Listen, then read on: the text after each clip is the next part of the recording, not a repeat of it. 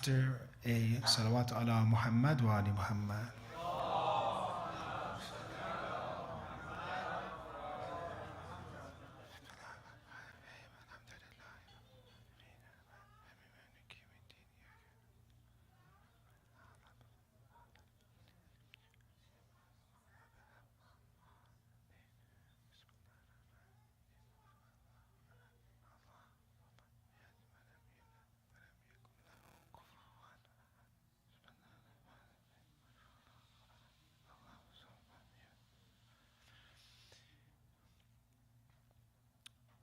The Holy Quran has for us a direction that tells us what to do in life and how to help us during difficult circumstances. One of the most difficult times of our lives is when we lose a loved one. Because this is when a person becomes weak. This is when a person misses that individual, either a friend, family, say parent, son. But when we look at Holy Quran teaches us and shows us what happens to us after death. And this is one of the best ways for us to cope with death, teaching us that this life in this world is transient, that I have never been meant or created to stay here forever, that I will pass and I will go to my real life. Or how Quran says that I will return to Allah. And you see this phrase, for example, Inna lillah wa inna ilayhi raji'un, this ruju' or return to Allah. The surah that we have chosen tonight has the same description for us. That this is Surah al-AAlaq, one of the first surahs, one of the first verses of the Holy Quran ever recited according to common opinion. And I'm sure that you've heard from the beginning when it says Iqra, for example, read, recite.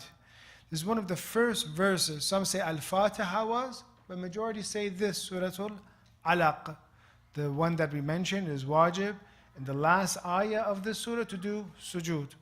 The one we said that some ulama say even any of these verses of this chapter, if one is excused from prayer, if one needs to do ghusl, they cannot recite any of these verses of the Quran. But when we look at this chapter, we understand that we come from Allah and we will return from Him. Therefore, what does it mean? It means that we were created in the world in another spirit, which we call Alamul Arwah. We were in the world of spirits. And then after this, we came to this world, Alam ad-Dunya, that we are tested. Then we'll go to the next world, which will be the Barzakh and the Akhirah. So when you look at this chapter, we said that this chapter helps us deal with death. This chapter helps us deal with those who have passed away. And it shows us that no matter what, at the end, we have to leave this world. Don't attach yourself to something that we will not be here forever. How Imam Ali alayhi salam mentions that this world is a bridge. A bridge you pass. You do not stay on a bridge, right? You pass the bridge. Let's look at this chapter. And it's very interesting to know that in Surah al-AAlaq, the reward for reciting this chapter, and we said obviously this surah is what, Mecca or Medina, according to what I just explained. This surah is from Mecca because it's the first, right? When the first surahs. Imam Sadiq alayhi salam mentions about this surah, Man qara'a fi yawmiha. Whoever recites this during the day or night and dies the same day or night will die as a shaheed, a martyr. So you see that what is the relationship with this surah and dying as a martyr? Maybe you understand this, that martyr is the one who has left everything and sacrificed everything for God. And we learn in this chapter to be able to give everything for Allah. God will resurrect him as a martyr and place him among the shuhada. And on the day of resurrection, he'll be like someone who fought with a sword in the path of God along the Messenger of Allah. So this is one of those surahs that has lots of reward. We start from the beginning. Bismillah ar-Rahman ar-Rahim. Iqra bismi rabbika alladhi khalaq. And if you have the Holy Quran, you can see this will be, I believe, chapter number 96. If you have it on your phones, or if you have a Holy Quran present, go ahead, open it. Chapter 96 of the Quran. Inshallah, the sawab of this will be for the late marhuma, inshallah. So here we have Iqra, recite, the first verse coming to our Prophet. The first verse is not about fight, for example. The first verse is not about force others or do jihad. The first verse, and this is the main concept of Islam, is reading, reciting, learning. And this has been our main strife, as we believe that the main battle is between those armies of aql and intellect and the army of jahl and ignorance. This is the main battle. That we want to teach people, we want to show them the path. That mankind is confused, and the prophets came to do ta'aleem and send knowledge. If Islam was the wrong religion, and many religions do this, they actually encourage you not to read. They actually encourage you not to think. But if you look about one of the great acts of worship in the religion of Islam, it is to get more educated. It is to learn more. And it's very interesting here. Iqra means to recite or read. Question, how many people in Mecca knew how to read and write? They say 0 or maybe 1 person. How many people in Arabia knew how to read and write, had literacy? Some say 17 only. So now a religion is coming, and the first chapter is Iqra, recite, read. But now not only any type of reading. Read and learn. Bismi rabbika alladhi khalaq. Recite in the name of your Lord who created. Here we see that when you want to seek knowledge, when you want to recite, if you just seek knowledge, just to seek knowledge, that's not what Allah wants from us. He wants you to recite in His name. There's a big difference. When I want to learn, when I want to do something for Allah, that is true knowledge in Islam. But yet if mankind wants to just seek knowledge, and today we see man has sought knowledge and has technology, but it isn't for God. It isn't for goodness. He develops weapons of mass destruction and drops it on people, for example. He develops, for example, cruise missiles and hits schools with it and kills about 168 people with those missiles, for example. Therefore, knowledge has to be sought, and Quran has to be recited, Bismi Rabbika, in the name of your Lord. It has to be done with sincerity. And this is what we've been always taught in the Hawza and in Islamic sciences. Is that when you go to the Hawza, when you go to the seminary, you're not going there for a degree. I don't go there, for example, to put on a turban, for example. I don't go there to become an ayatollah. Because we say, as you become an ayatollah, your nafs and your ego becomes an ayatollah as well.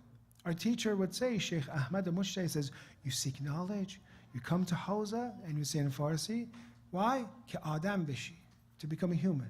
Ki Adam bishi. Why? Because humans need knowledge. Humans have this great capacity of learning and being able to tell the truth with their aql, this great tool that we have. So the first is Iqra bismi rabbika alladhi khalaq. Recite in your Lord who created. Right? Then again, khalaq repeats created, it repeats creation. Khalaq al-insan min alaq. Allah who has created man from a clinging substance. Alaq, if you look at one of the miracles of the Quran, is embryology of the science of how a baby, a fetus is developed from alaq, the first form. And then the Quran says in different surahs how this becomes, for example, clumped flesh, and then later on into an embryo, and all the stages of embryology, which is in modern science is impossible, was not discovered. This is how does Quran talk about this 1400 years ago, the stages of the development of a zygote, of an embryo. Again, Quran then says, Iqra wa rabbukal akram, recite, and your Lord is the most generous, is the most noble. One of the ulama here says that if you pay attention, and he says, I didn't do this research, he says whenever Allah talks about physical creation, He calls Himself Kareem, noble, for example, generous, noble. But when He talks about culture, or when He talks about the mind, when He talks about learning, there He is Akram. There He is the most generous. There He is the most noble. There's a difference in Arabic. It's called Sigha Afdalu Tafdil. For example, you have Ilm, which is knowledge. For example, then you have A'lam, or Alim and A'lam. You have a scholar and you have the most knowledgeable. Here you have Kareem, but you have Kareem in Quran. Then you have Akram, the most noble, for example, or the most merciful, the most generous, the most generous. So this, he says, is recording because Quran is talking about Iqra and reciting. Quran is talking about knowledge. Alladhi allama bil qalam, who taught by the pen. Remember, the first chapter. And for all those who say Islam is spread by the sword, we ask you, why don't you recite the first chapter that was revealed in Islam? Allama bil qalam, that Allah talks about the pen. And this teaches us how important teaching is. You see, who is allama bil qalam? Allah. Allah is teaching. He is the teacher. So when you become a teacher and you teach others, you have the same job. You're doing what Allah is doing. You're also teaching because Allah is allama bil qalam. He has taught us. So therefore, sometimes you have, for example, teaching goes back to the angels in Quran. Sometimes you have teaching go back to the prophets. يُعَلَّمْهُمُ الْكِتَابَ وَالْحِكْمَةَ, for example. And he teaches, for example, the kitab. So the profession of teaching, the job of teaching is for Allah, the angels, the prophets. So when you become a teacher, you also have their profession. Now maybe our teachers are not that rich, obviously, because the salary usually, unfortunately, that we provide as a community, either public teacher, private school teacher, doesn't matter.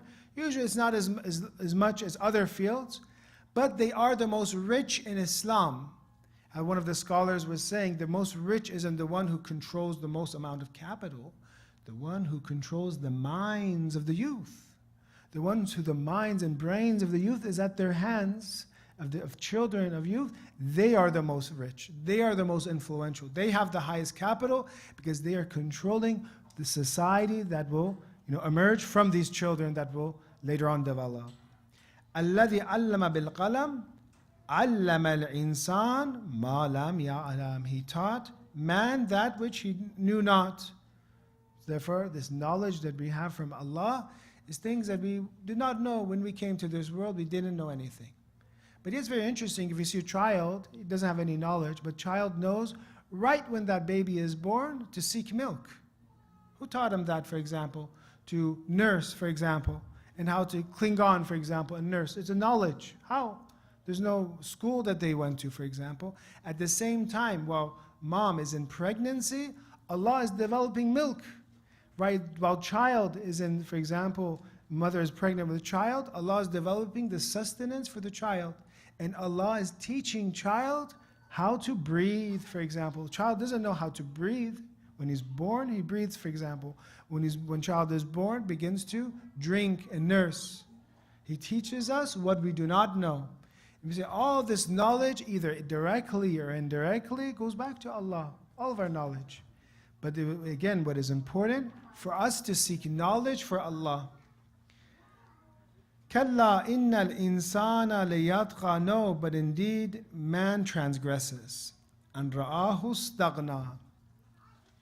Man transgresses, verse number 6, those who are following along. Kalla innal insana liyatqa. One of the vocabulary words here is yatqa. What does yatqa come from? Tuqyan. We have it in Farsi as well. Tuqyan. We use it, for example, for a river that does tuqyan. What happens? When there's too much water, it floods.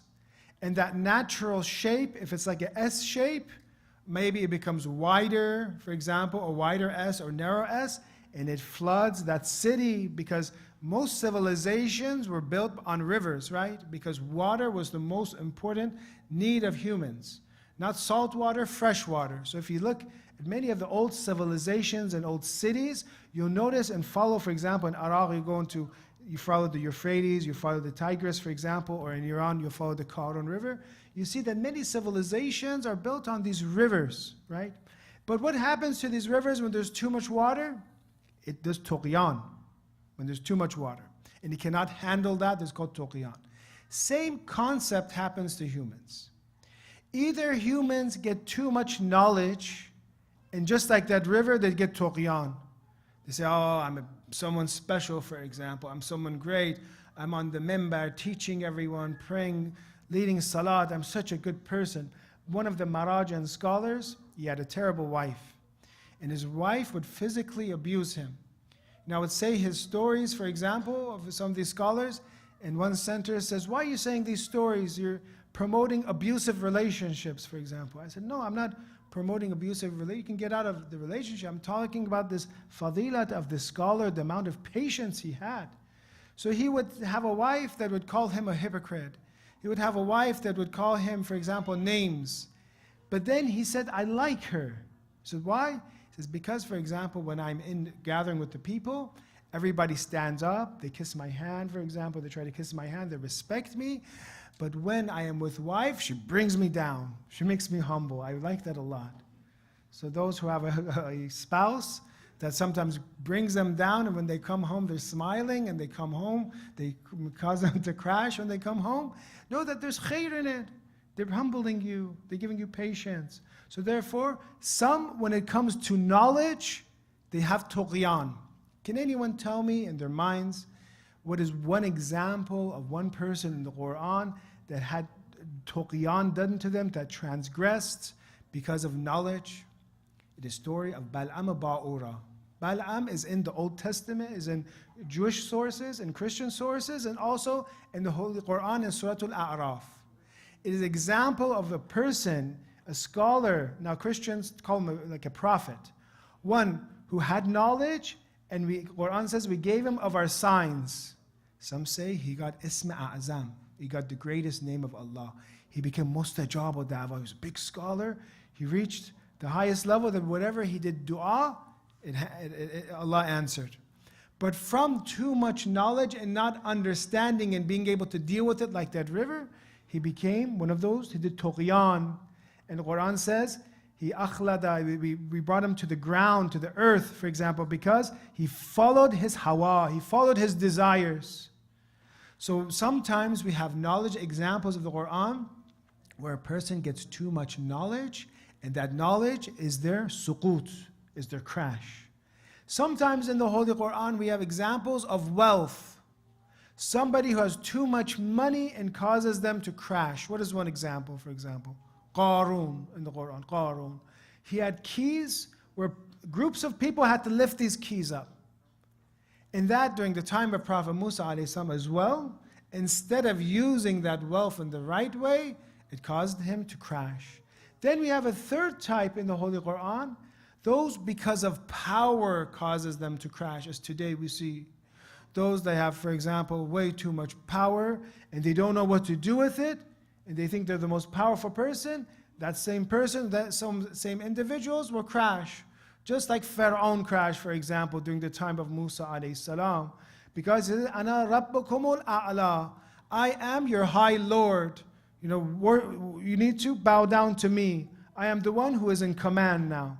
So three concepts that all of us, we need to think about these three concepts, especially when we're talking about death. And at the end, as we're talking about this marhuma who had a special status in the eyes of Allah, then we, again, we wish condolences for the dear family, that at the end we leave this world. At the end, no matter how much knowledge you have, no matter how much wealth you have, no matter how much power you have, just like everybody else, you will have a kafan, you'll be placed in the grave. That's it. You cannot take your wealth, you cannot take that knowledge, that is not for Allah. You cannot take that power, for example. So therefore, we see here, the Quran is giving us, and we said the Quran is a book for us that guides us And in Shahr Ramadan, hopefully we'll be guided. Kalla innal insana liyatqa. No, but indeed man transgresses. These verses are not for everyone. Imam Ali alayhi salam had wealth. Imam Ali alayhi salam had power. Imam Ali alayhi salam had knowledge, but none of this caused him to do tuqyan. All of this caused him to get closer to Allah. So having is not a problem. There's no problem with having. The problem is being able to deal and cope and handle that power and knowledge, or for example, that wealth. This the Quran says, "Kalla inna al-insana liyatqa ar-ra'ahu istaghna." This is who does tuqyan, when he sees himself as self-sufficient. Istaghna comes from ghaniya. Allah is al-ghani. Allah is the one who is self-sufficient. We are faqir. We are in need. Man's problem that he always had was that he thought that he is ghani, because he gets a little bit of wealth, gets a little bit of knowledge, a little bit of popularity, he loses himself. And then instead of using these to get close to Allah, he does tuqyan, because he didn't have what we call zarfiyat. He didn't have capacity to do this. Some here say, for example, look, Quran says, "An rahahu istaghna." Ghani means rich. Mankind shouldn't be rich. You should always be poor. But this is a false interpretation of this verse. That when man thinks he's self-sufficient, brothers and sisters, when we talk this topic about self-sufficiency, and you look at it in theology, and you look at it in reality, we see that all of us are in need. Any of you, did you bring yourself to life? No. Any of you decide what gender you are? No. Did any of you decide, for example, where you'll be born? No. What language you'll speak as your mother tongue? No. Did any of you, for example, tell yourself how tall you will be, how you'll look? No. All of these are in Allah's hands. Anyone right now, when, God forbid, you become, say, sick, can you truly control and heal yourself by yourself? No. When you are hungry, you cannot make yourself full just without anything. You need food. You need oxygen. Actually, it's interesting. Every few seconds, you're breathing. How many times did you breathe during this discussion we had? You're breathing, and what happens? Just 30 seconds, you stop breathing. 1 minute, you stop breathing. 4 minutes, you start getting damaged. Your brain will start becoming damaged. We are individuals that are in complete need. We just need to breathe, drink water. In Shahr Ramadan, you feel that even more. I need water, I need food, for example.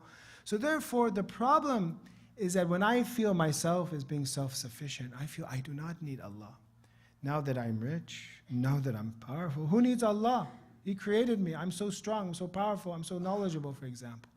But yet, the opposite is that everything in this world is in complete need, is in complete faqr. Everything. Either that thing has life in it or doesn't have life. Everything but Allah is in need. And if you could even hear it speak, all of them would say, I am faqir, I am faqir. From this pulpit, for this chair, for example, from the carpet, everything is in need, is deteriorating. Nothing is self-sufficient. Everything will be gone. But only Allah is wajibul wujud, which is dependency, that is absolute, existence, that is in no contingency whatsoever. So therefore, when we look at the reality of mankind, look at the reality of creation, we need God every millisecond. We need God for not only just to be alive today, but for every millisecond we need Allah. Then the final verse will say, Inna ila rabbika ruj'a. And this is to those who think they're self-sufficient, those who think you're self-sufficient. At the end, you'll come to us. At the end, you'll come to Allah. At the end, you won't have that wealth. You won't have that knowledge, those degrees, for example. You won't have that power. At the end, we will all return to Allah. There will be ruju'. There will be return. Why? Why do we say return? Because we came from Allah. He created us. And we'll go back to Him. And during that life will be a different life. In that life, the barriers will be removed. And you will see God, not with the eyes. As Shia Muslims, we do not believe in the hereafter that we will see God with the eyes. We'll see Him with the Spirit. But in that day, the day of judgment, the further stages of life, Allah mentions that the group that la yukallimuhumullah. Allah will not speak to him, for example. They'll be created, they'll be resurrected in front of God. And you'll be no barriers. Because the dunya, the world has barriers. And the Quran mentions, God removes the curtains, and today your eyes will see sharp. You will see reality, for example, with the heart. And imagine that some, Allah does not speak to you. But then there are some that Allah will be radhi with, as we mentioned last night. وَرَضُوا عَنْ. There will be some that Allah is satisfied with, and they are satisfied with God.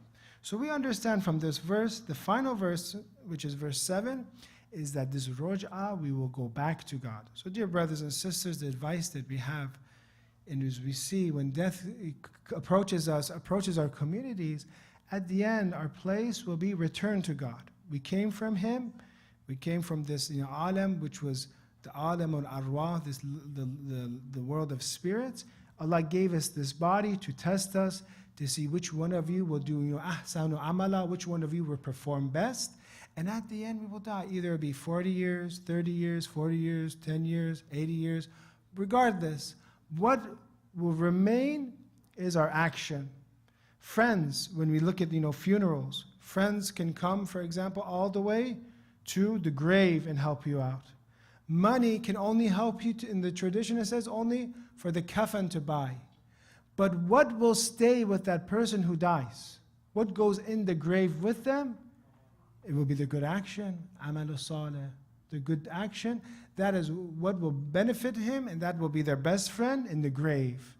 So what we can take with ourselves is not anything that we can gather here, is what we do with these resources.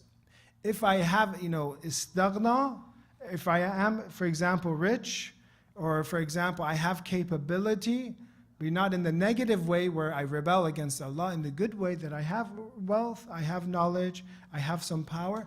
Brothers and sisters, use those for Allah. Convert those to good actions and amal salih. Then that ni'mah and blessing will remain as a blessing.